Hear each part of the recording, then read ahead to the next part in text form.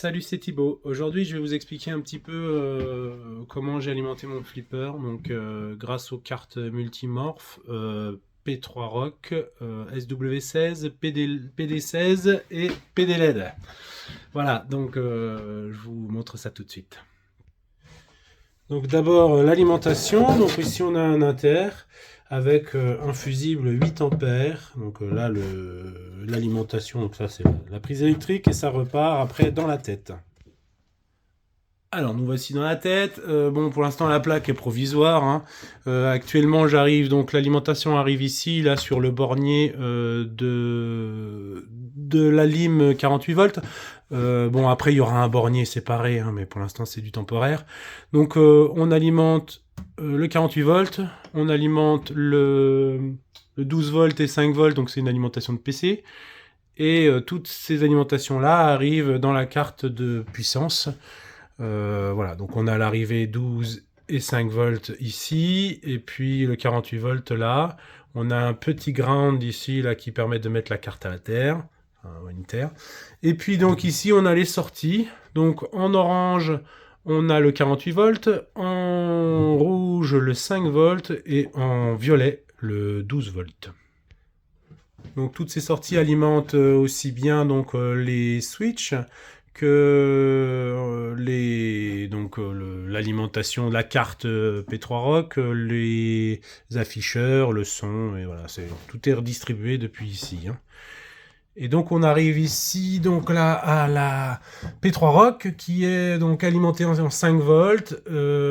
Ici on a l'entrée pour le PC. Et puis là on a des entrées, une entrée et une sortie d'utiliser. Donc l'entrée pour les switches et la sortie pour les bobines et les lumières contrôlées, plus même le GI et les flashers. Donc ensuite je vais vous montrer donc d'abord les entrées en SW. Donc ça c'est les entrées switch, donc c'est les commandes, hein. Tout ça c'est des commandes, c'est de l'information, hein, qui passe. Donc on a plusieurs cartes.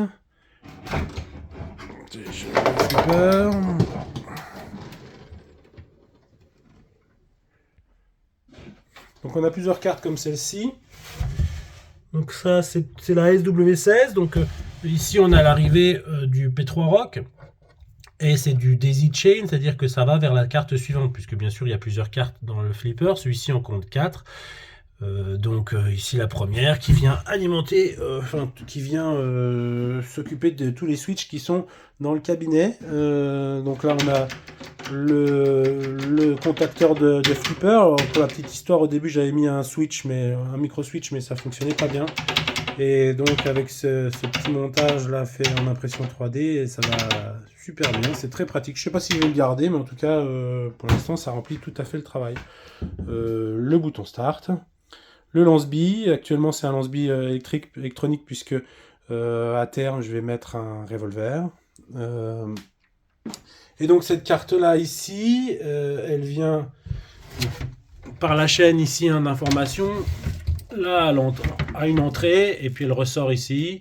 À chaque carte est alimentée en 12 volts, pardon je suis pas bien calé, 12 volts, et puis après on a deux banques, une de chaque côté de 8 switches.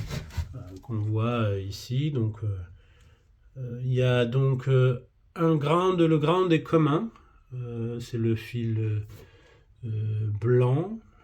Alors je vais vous montrer un autre endroit, parce que donc on a une carte ici, on a une carte là et on a une carte là, et chaque carte en fait a une adresse qu'on lui attribue. Donc dans l'ordre c'est bien d'être numéraire, donc on commence à 0, ensuite la carte 1, la carte 2, la carte 3, et moi comme j'ai que 4 cartes, donc adresse 3 c'est la quatrième carte, je mets le dernier deep switch là sur on pour dire au P3 Rock que la boucle est fermée et qu'il n'y a pas d'autres cartes à aller chercher. Donc comme je disais, il y a un commun qui est le ground. Donc sur chaque carte en fait, enfin sur chaque banque pardon, voilà, on a le commun qui vient faire la chaîne. Donc par exemple si on prend celui-ci, c'est le blanc, on a le commun ici, voilà, et après chaque commande qui vient se câbler sur la carte. Donc comme je disais, la carte elle est montée en 12 volts. Et puis donc là, ici, on n'a plus qu'un seul bornier de 3 là, puisque il n'y a pas d'autres cartes à la suite. On a un data plus, un data moins, et puis un ground pour enfin une terre, je crois plutôt. Donc ensuite, si on veut brancher des optos, on a aussi une entrée, enfin une pin qui est en 12 volts. On peut venir directement câbler nos optos dessus. Alors, pour la petite histoire, au début, je l'ai câblé en direct, 12 volts, alors que les LED infrarouges demandent 1,2 volts. Bon, ils n'ont pas tenu long feu, ils n'ont pas fait long feu. Donc, j'ai été obligé de faire ces petites cartes là avec des résistances pour réduire le courant. Et puis, j'ai mis des petites LED là à l'entrée, à la sortie, pour vérifier qu'il y a bien de l'alimentation et que l'opto fonctionne bien en sortie. Donc voilà, ces petites choses. Donc ça c'est pour tout ce qui est switch, contact, voilà, information entrante dans le P3 Rock. En sortie après, donc on a des bobines. Actuellement j'ai câblé mes bobines. Et puis après on pourra câbler les LED.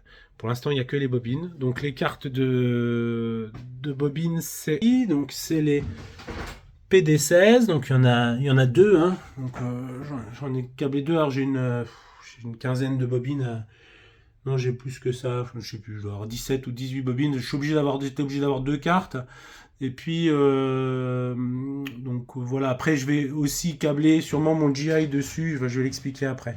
Donc ces cartes là, donc c'est l'autre, hein, l'autre système, donc avec pareil, les trois fils, hein, data plus, data moins. La première elle est ici, elle est en daisy chain, on le voit là, voilà, pas trop de netteté. Et puis elle va sur la deuxième, qui est ici. Alimentée en 5 volts, la carte s'alimente en 5 volts, et après les banques, on doit alimenter les banques avec le voltage qu'on veut. Là en l'occurrence c'est pour des bobines, donc j'ai mis du 48 volts. Et j'ai donc mes 8 ici, hein, parce que c'est PD16, deux banques de 8. J'ai 8 bobines que je peux câbler ici. À contrario des SW16, là c'est le commun, c'est un plus, c'est le 48 volts. Et donc c'est le ground qui lui est séparé sur chaque sortie. Voilà. Il y a un fusible ici de 5 ampères qui permet de protéger la banque.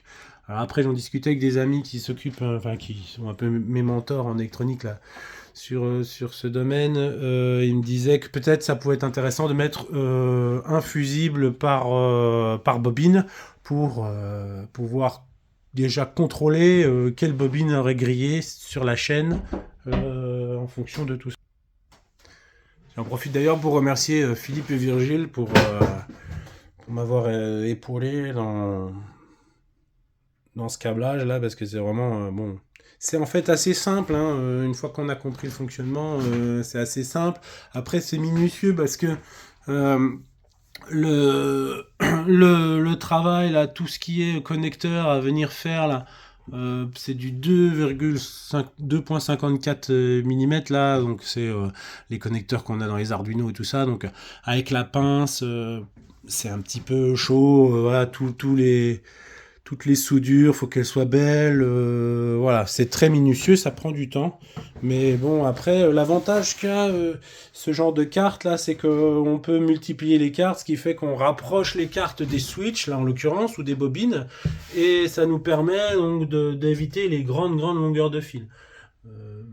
Voilà, je trouve. Là, actuellement, le flipper est totalement fonctionnel, donc il n'y a pas de lumière par contre. Mais tout ce qui est bobine et switch fonctionne. Voilà, je sais plus, il doit y avoir une soixantaine de switch. J'ai pas, voilà, et puis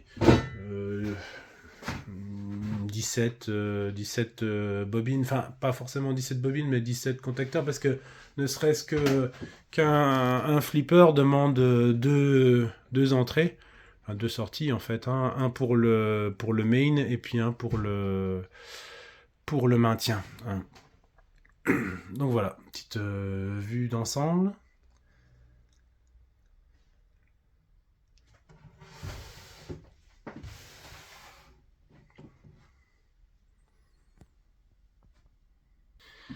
Voilà, j'espère que ce tour d'horizon de l'électronique du flipper vous aura plu et que bah, ça vous aura un petit peu...